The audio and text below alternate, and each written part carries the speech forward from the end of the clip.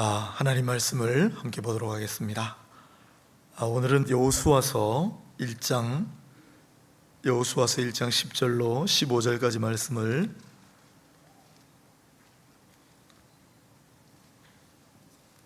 제가 읽도록 하겠습니다. 여호수아서 1장 10절로 15절 말씀입니다.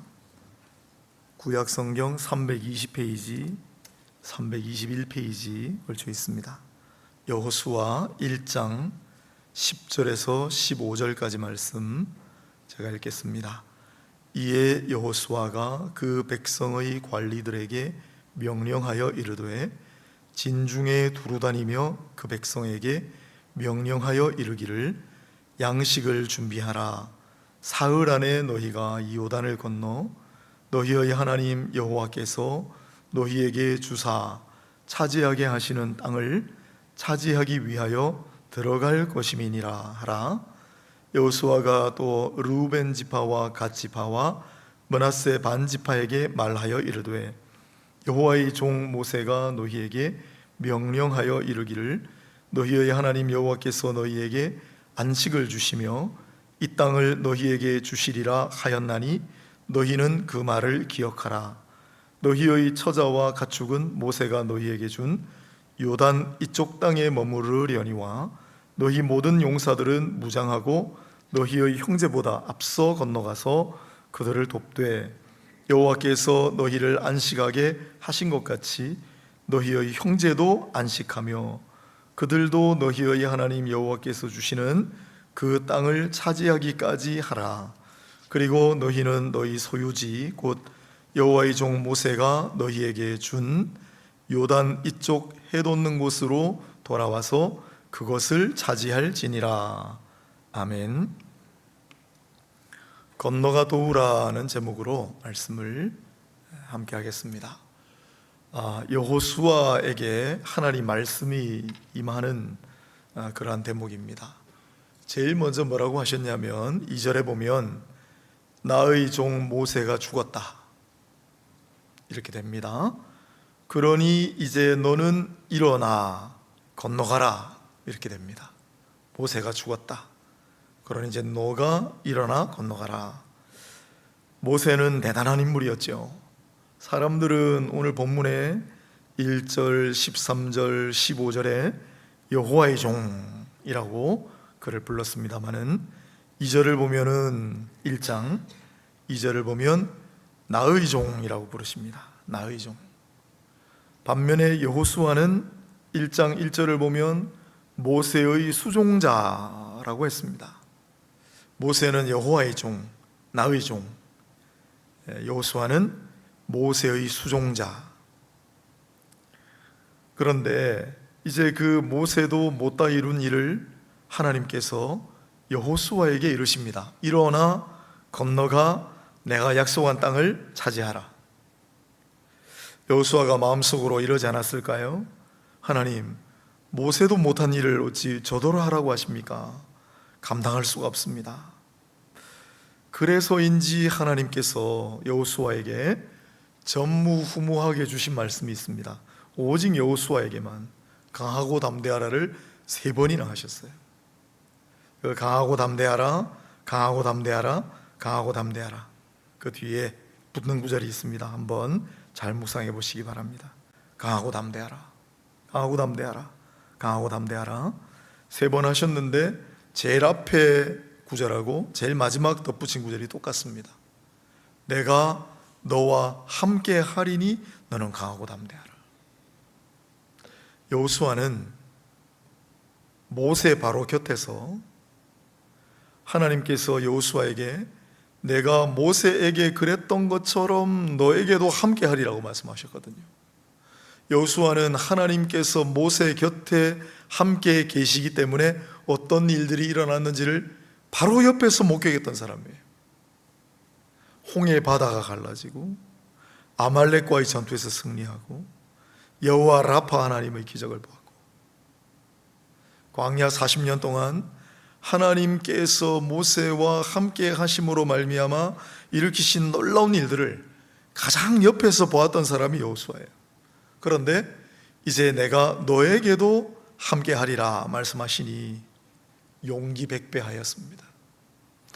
그래서 여호수아가 이제 사람들에게 말하는 대목인데, 여호수아 1장 1절부터 9절까지가 너무나 유명한 구절이라 수도 없이 지난 3000년 동안 수도 없이 되풀이되어 설교되고 가르쳐진 본문인데, 바로 그 본문 뒤에 있는 10절부터 해서 18절까지는 묻혀가지고 사람들이 많이 안 들여다보는 그런 본문이 되었습니다만은, 오늘 우리 1장 1절부터 9절까지는 많이 했으니까 강하고 담대하라를 마음에 잘 새기시고, 그렇게 용기 백배한 여호수아가 이후에 어떻게 했는지를 함께 보도록 하겠습니다.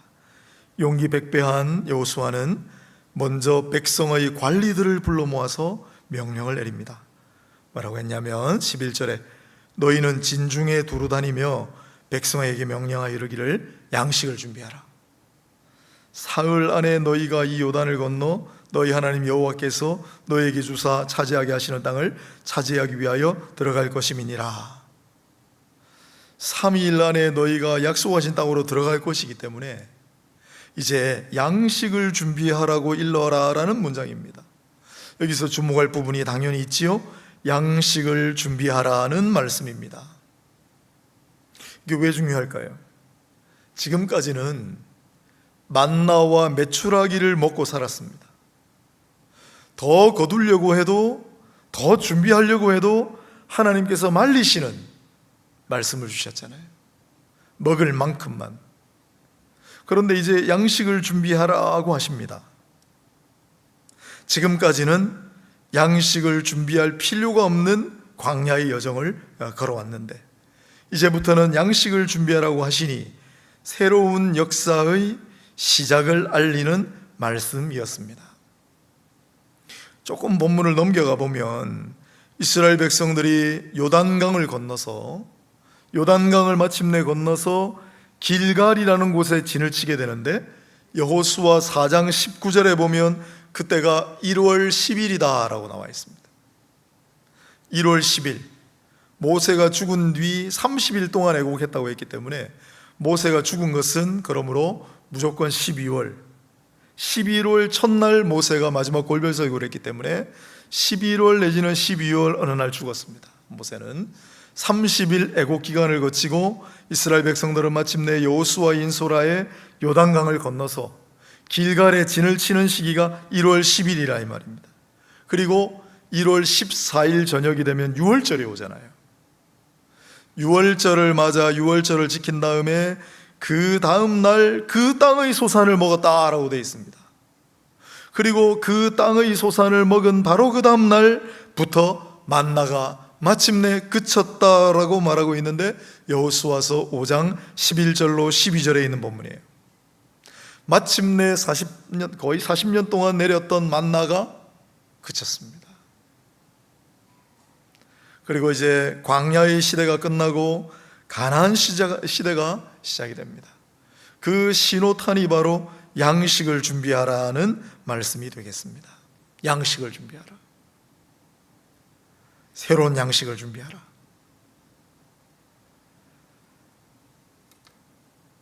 이 시대에, 여호수아의 이 시기에 이렇게 주신 말씀이거니 생각을 하지만, 성경이 항상 위대한 점은 굉장히 영적인 원리가 있고 그게 이어져 간다는 건데, 예수님께서 제일 먼저 하신 말씀이 바로 이 새로운 양식을 준비하라는 말씀이었다는 거 한번 기억해 보십시오. 예수님이 40일 밤낮으로 금식하고 줄이실 때 마귀가 도전을 해왔습니다. 그때 예수님께서 처음으로 하신 말씀이 마태복음 4장 4절인데, 사람이 떡으로만 살 것이 아니요 하나님의 입으로 나오는 모든 말씀으로 살 것이라 하였느니라 하셨습니다. 새로운 양식이죠. 하나님의 말씀. 예수님은 말씀 그 자체시고 육신으로 오신 말씀이기 때문에 당신이 곧 새로운 양식이라고 선포하시고, 그래서 이제 새로운 시대가 열렸다, 너희가 이제 새로운 양식을 준비하라고 하신 말씀하고 똑같습니다. 우리도 늘 새로운 시대를 삽니다. 그리고 누구 하나 부정할 것 없이 우리가 코로나 시대를 지났기 때문에 우리 그때 많이 예측했잖아요. 포스트 코로나 시대는 어떻게 될 것인가. 그때 우리가 많이 이야기하고 많이 예측하고 많이 통계를 보고 했는데 이제 코로나 끝나고 나니까 잊어먹었지만은 우리는 포스트 코로나 시대, 특히 정말 새로운 시대를 지금 살아가고 있는 겁니다. 많은 것이 달라졌습니다. 우리가 새로운 시대를 살아간다면 새로운 양식을 준비해야 합니다. 그리스도인에게 새로운 양식은 언제나 말씀이었습니다. 새로운 시대에 다시 한번 새로운 양식을 준비하라. 이 말씀을 마음에 단단히 새기시기를 바라고, 이 새로운 시대를 우리가 살아갈 때 이 새로운 시대에 필요한 말씀들이 있습니다. 새로운 시대를 살아가는 여러분이요, 이제 다시 한번 말씀을, 앞서 여호수아에게 강하고 담대하라, 강하고 담대하라, 그래서 약속의 땅에 들어가 그 땅을 차지하라가 첫 번째예요. 두 번째는 뭐냐? 강하고 담대하라, 그래서 하나님의 율법을 묵상하고 지켜 행하라가 두 번째예요. 하나님의 말씀을 늘 가까이 하시고, 새로운 시대입니다. 그 말씀을 늘 묵상하고 말씀을 늘 꿰뚫어 보셔서 오늘 이 새로운 시대에 필요한 하나님의 새로운 양식, 이 새로운 시대를 살아가는 데 꼭 필요한 하나님의 거룩한 말씀을 늘 날마다 섭취하고 날마다 묵상하고 날마다 그 말씀을 지켜 행하며 살아가시는 새로운 시대의 새로운 분들이 다 되시기를 바랍니다. 두 번째로 오늘 보면 여호수아는 특별히 르우벤 지파하고 갓 지파하고 므낫세 지파를 부릅니다. 그리고 가장 먼저 한 단어를 이렇게 말합니다. 기억하라. 13절에 있는데 우리말로 순으로 제일 마지막에 되어 있지만 원문은 기억하라가 제일 먼저 있어요. 기억하라. 르우벤 지파, 갓 지파, 므낫세 지파에게 뭘 기억하라고 했을까요? 오늘 본문에 이어지는 구절들, 그거 설명입니다만, 요단 동편 땅을 차지하고, 그때 모세가 인소라에 요단 동편 땅을 차지했지요. 아모리 사람들, 아모리 왕들을 물리치고 요단 동편을 차지하고 난 뒤에 이 르우벤 지파, 갓 지파, 므낫세 지파는, 반 지파는, 므낫세는 반이죠, 그 땅을 원했습니다. 그 땅에 정착하도록 요청을 했습니다. 하나님께서는 모세를 통하여 그 요청을 허락하셨고, 대신에 요단강을 건너가 다른 지파들이 가나안 땅을 차지하려 할 때 앞서 건너가 그들을 도우라고 하셨습니다. 그래서 그 말씀에 순종하고 약속을 했죠. 이제 여호수아가 두 지파 반을 불러서 그 하나님의 말씀 순종함하고 약속했던 그 일을 기억하라. 너희들의 약속을 기억하라. 하나님 말씀을 기억하라. 잊지 않고 있느냐? 물어보는 대목입니다. 이들은 16절로는 안 읽었습니다만 그들이 여호수아에게 대답하여 이르되 당신이 우리에게 명령하신 것은 우리가 다 행할 것이요 당신이 우리를 보내시는 곳에는 우리가 가리이다. 모세에게 순종한 것 같이 당신에게 순종하려니와 당신 하나님 여호와께서 모세와 함께 계시던 것 같이 당신과 함께 계시기를 원하나이다. 이들은 약속을 잊지 않았습니다. 순종의 약속을 지켰습니다. 이후에 가나안 땅을 차지하는 전쟁을 벌일 때 누구보다도 앞장서 싸웠습니다.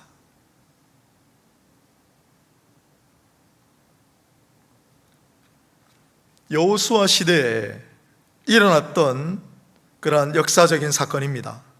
하지만 이 또한 그러한 차원을 넘어서 하나의 영적인 원리로 발전합니다. 똑같은 구절이 시작 성경에 나오잖아요.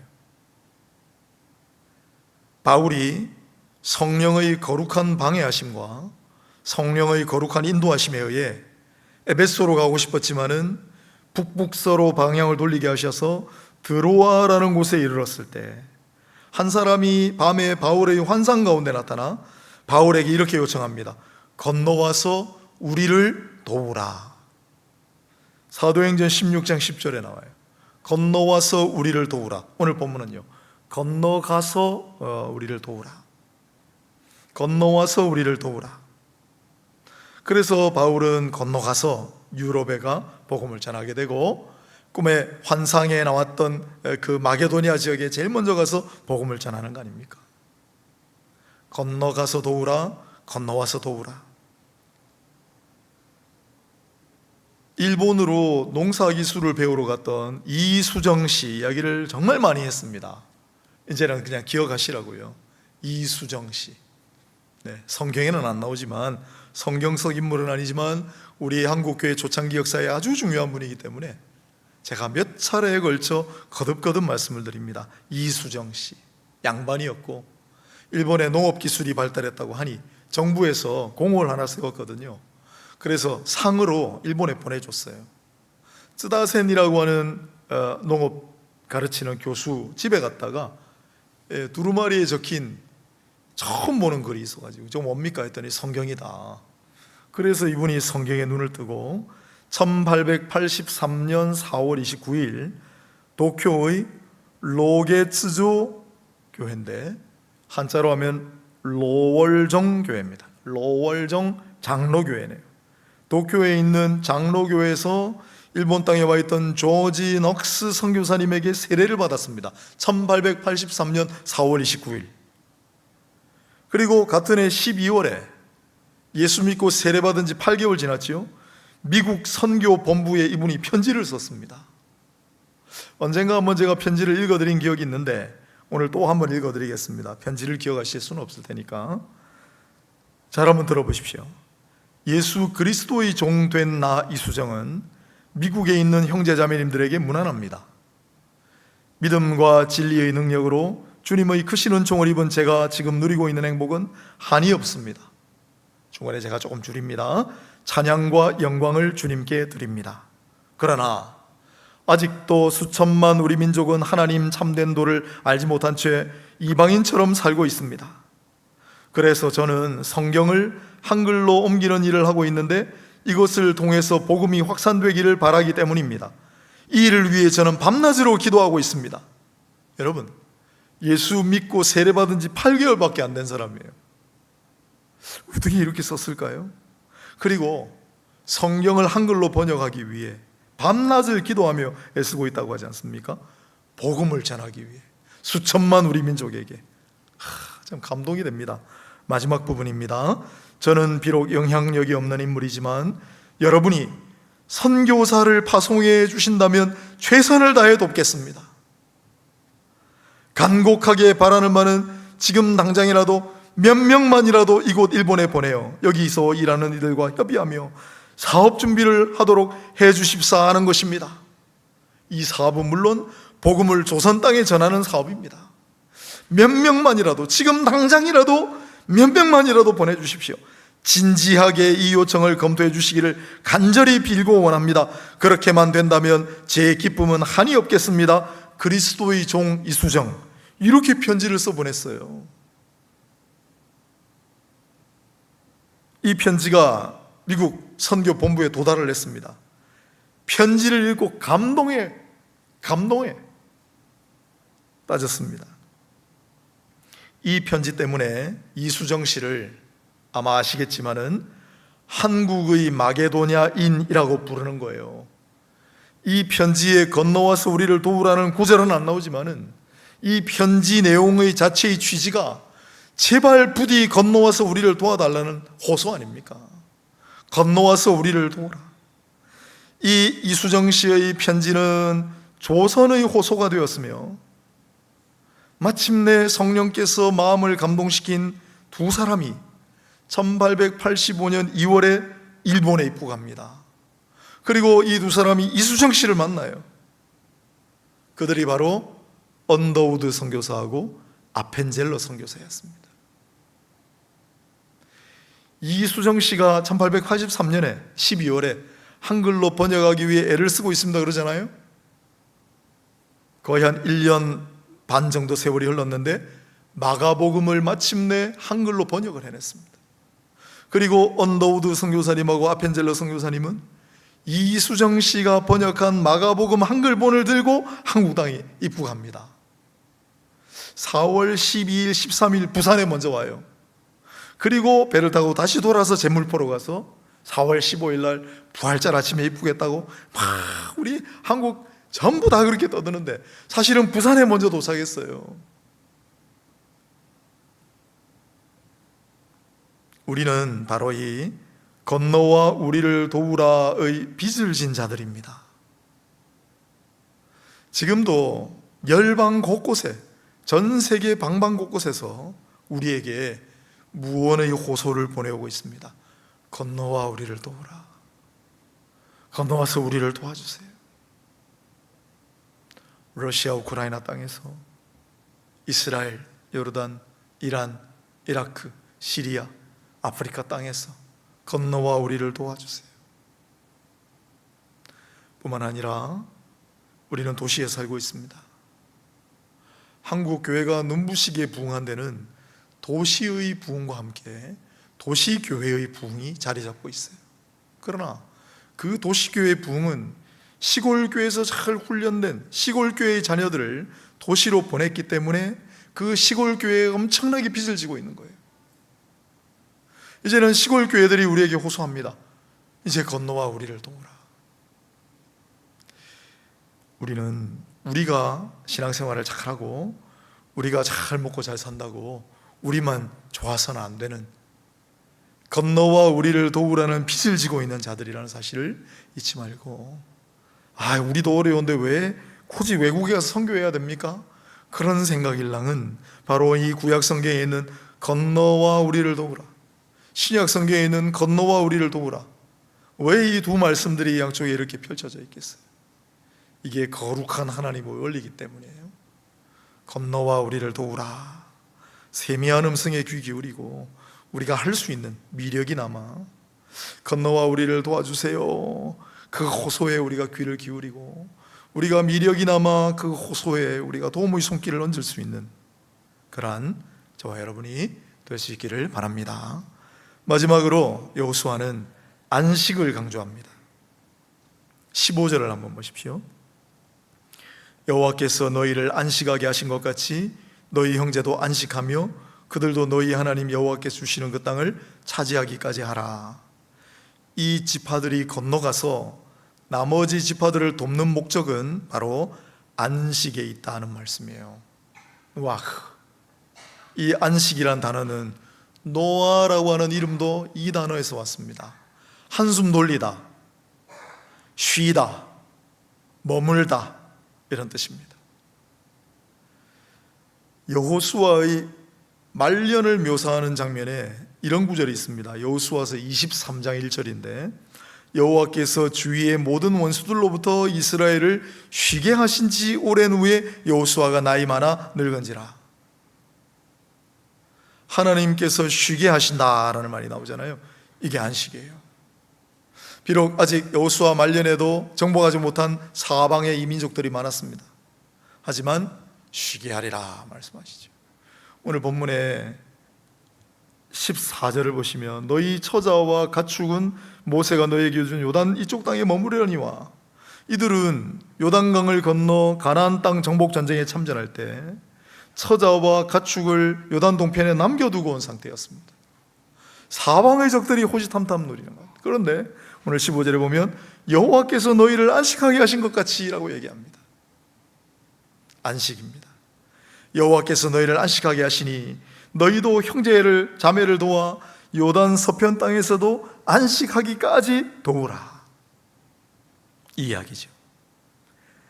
이 지파들은 다른 지파들도 새로운 땅에서 두 다리 뻗고 쉴 수 있도록 도우라는 명령, 이 지파들은 다른 지파들도 하나님께서 안식시켜 주실 때까지 이들을 도우라는 명령을 받았던 셈입니다. 그리고 이들은 약속을 지켰습니다. 누구보다 앞장서 전장을 내달렸고 누구보다 용맹스럽게 적들과 싸웠습니다. 그리고 자신들의 처자와 가축은 전부 하나님께 맡기고 형제 자매들을 위해 헌신하고 또 헌신했습니다. 오늘 6월 마지막 주처럼 느껴져서 29일이 주일이었는데 제가 오늘 6월 호국 보훈의 날이라 마지막으로 생각하고 준비한 말씀이에요. 7월이 됐지만은 6.25 전쟁 전투를 제가 재작년 계속 소개해오고 있습니다. 횡성전투라고 지난 수요일인가 금요일 예배 시간에 제가 한번 설교 때 말씀드린 것 같아요. 여기 우리 어와나 횡성에 가잖아요. 이번에 횡성, 저 횡성에서 전투가 열렸습니다.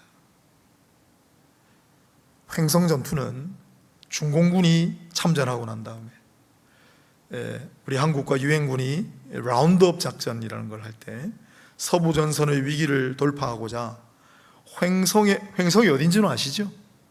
강원도 횡성, 소고기 많이 나는 횡성. 그 횡성에 주둔 중인 국군 8사단을 중공군이 대대적으로 1951년 2월에 공습한 사건입니다. 횡성 전투. 그때 국군 3사단, 5사단, 8사단 주축이었고 미군 2사단, 7사단, 네덜란드 대대가 중공군 39군, 40군, 42군, 66군, 북한군 3군단, 5군단과 격전을 벌인 끝에 여러분 한번 보세요. 제가 읽어드렸는데 국군은 3사단, 5사단, 8사단, 북한군도 3군단, 5군단 하는데 미군은 2사단, 7사단.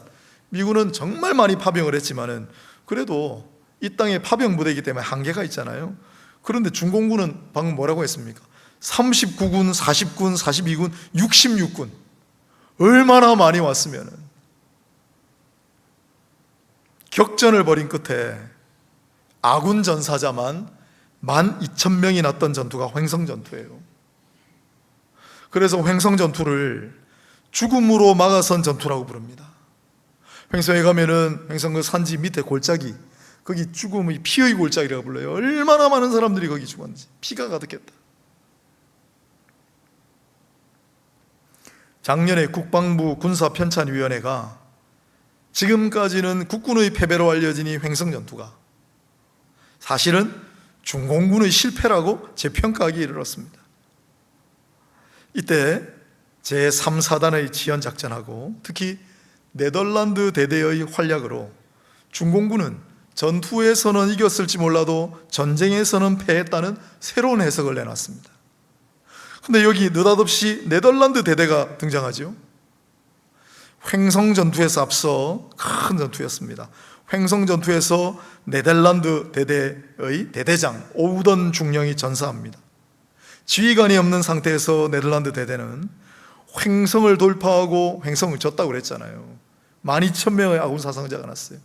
횡성을 돌파하고 원주로 내려오는 길에 위치한 중요한 325 고지에서 중공군 4개 연대를 막아서게 됩니다.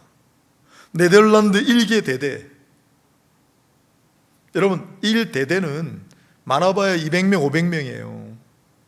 1연대는 1000명, 3000명이에요.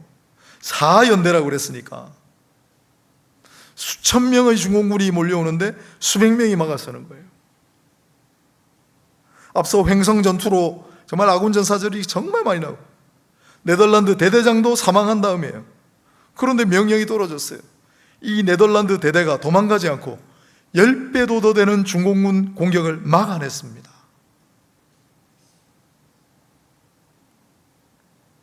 그때 네덜란드 대대의 수많은 병사들이 사망했습니다. 그리고 살아서 이제 네덜란드로 돌아간 분들이 이구동성으로 천사가 돌봐서 살았다, 그렇게 얘기를 했대요. 그런데 네덜란드로 돌아갔던 이들을 맞이하는 그 흔한 환영 시간은 없었고, 불과 얼마 전에야 네덜란드 참전용사, 즉 6.25 한국전쟁에 참전한 네덜란드 참전용사들의 기념관이 얼마 전에 세워졌대요. 아무도 기억해 주지 않는 전쟁, 누구 하나 환영식을 해주지 않았던 그 전쟁, 그야말로 이름도 없이 빛도 없이 헌신했던 이들, 도대체 무엇이 이 낯선 이국만리 동양의 한 나라에까지 와서 그런 희생을 가능하게 했을까요? 주일날 제가 조금 소개를 했습니다만 똑같은 인물입니다. 작년 4월에 네덜란드 바로 이 참전용사 페르디난드 디탈렙타라는 분, 91살, 우리 나이로, 이분이 돌아가시면서 내가 죽으면 한국 땅에 묻어달라 유언을 남기셔서 그 유언에 따라 봉안하여 우리 여기 옆에 있는 유엔 기념공원에 안장해 드렸습니다. 이들은 침략과 고통과 전쟁에 시달렸던 머나먼 낯선 나라 한국인들, 건너와 우리를 도와주세요 했던 그 호소를 마음으로 깨닫고 여러분, 네덜란드 파병 병력이 전부 5,282명이었어요. 단 한 사람도 징집된 사람이 없습니다. 전부 자원한 용사들입니다. 5,282명, 거의 다 사망했어요.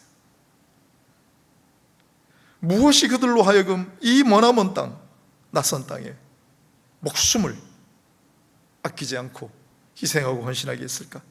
이들은 바로 이 전쟁과 침략과 고통 속에 시달리던 한국인들에게 하나님께서 너희에게 허락하신 안식을 그들에게도 누리게 하라,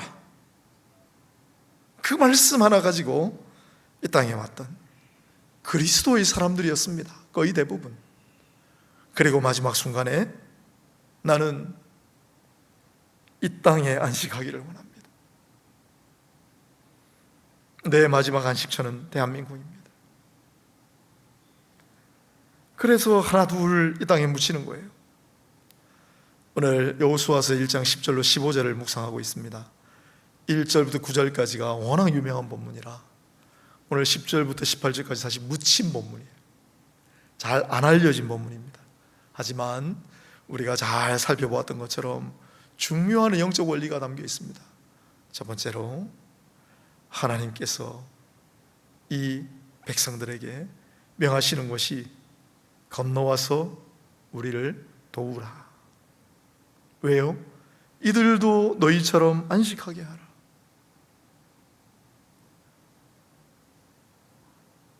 우리도 건너와 우리를 도우라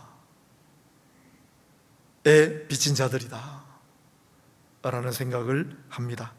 또 우리 6.25 참전용사들, 그리스도인들이 거의 대부분이었습니다. 우리 그 빚도 진 자들입니다. 새로운 시대를 살아갑니다. 오늘 이스라엘 백성들에게 양식을 준비하라고 하십니다. 새로운 시대에 걸맞는 새로운 양식을 준비하라. 예수님도 새로운 양식을 준비하라. 새 부대, 새 가죽 부대를 준비하라고 하셨죠. 새로운 시대입니다.